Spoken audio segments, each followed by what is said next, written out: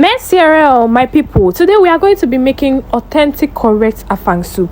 You know, most people believe that you have to be from Akwa Ibom or Calabar or be a cross riverian to know how to make correct afang soup. And no, that is not true. You just need to follow my steps precisely. And yes, you will be making yourself a correct pot of afang soup. So for protein, we'll be using goat meat. We'll be using cow skin. We'll be using some stockfish. So you want to boil your meat the normal way. I mean with onions, pepper and seasoning cubes and probably salt. Personally, I don't use salt because already if you check the contents of the seasoning cubes, it contains a lot of salt. So I personally feel like there is no need to put salt, but by all means use salt.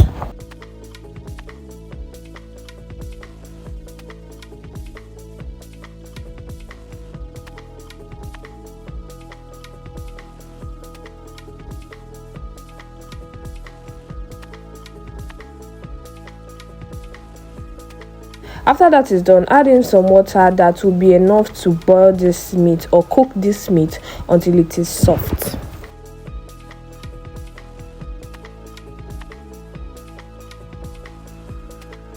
As you can see, the meat is ready. It is now time to start the main preparation of the soup. Now, permit me to say that when cooking afang soup, there are a lot of processes. There are different steps and different methods to be. For this particular method, we'll just be mixing everything together at different times.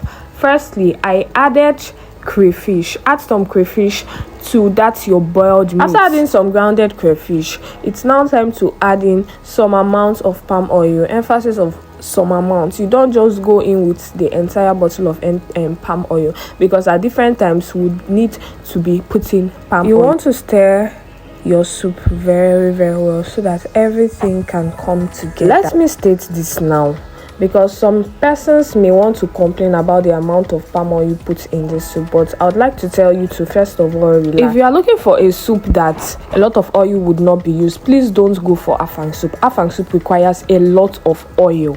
Emphasis, a lot of oil. Now, after that is done, you go in with your finely cut water leaf. Yes, into this our meat, you go in with your water leaf. Now add in your dried fish. For dried fish, you can use any fish of choice. You can use panla, you can use catfish, any fish of choice, but just make sure that dried fish is available because it has its own flavor. It adds to this. At this point, you need any strength you can get to turn the soup. When turning, you can either use a spatula or anything that will enable you turn this soup very well, because you want everything, I mean everything, the leaf, the meat, everything to mix together. Now that the water leaf is in, we don't want this to cook for so long. If not, it will not give any fresh vibes for this particular soup. Mind you, your heat should always be on low heat, because if it's on high heat, your food will burn and you will not achieve anything. After about 2 minutes, this is what our soup looks like. Add in some remaining crayfish and some remaining palm oil. Remember, these things we are adding it at intervals. Crayfish at intervals, different intervals, palm oil at different intervals. I also added in some umfi. I don't know what the periwinkle, yes, that's what it is called, but the unshelled one, I don't really like the shelled one, but the most preferred one is the shelled one, please. After which we went in with our afang.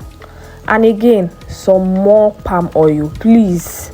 More palm oil, emphasis.